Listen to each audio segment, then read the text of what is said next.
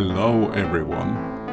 After climbing Mt Basalt, we begin our drive back to Toowoomba. We punched our destination into our GPS and it instructed us to return to the Koorongarra road and then follow it past the Millmerran power plant until it joined the Millmerran Inglewood road.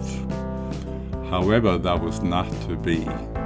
We found out the hard way that the Koorongarra road was closed, not far from where it joins the Millmerran Inglewood road. This is due to the open cut mine expanding its operations and encroaching on that road. This meant we had to double back and take an alternate route via the Gillespies Dam Road and Owens Scrub Road so we could get back to Millmerran.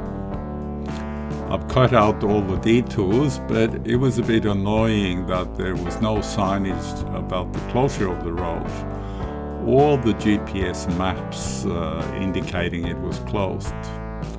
Anyway, this video ends as we are about to turn into the Gore Hwy, which will take us through the plains again and back to Toowoomba. In the next video I do stop in the plains and throw up the drone so you get a bird's eye view of large cotton fields.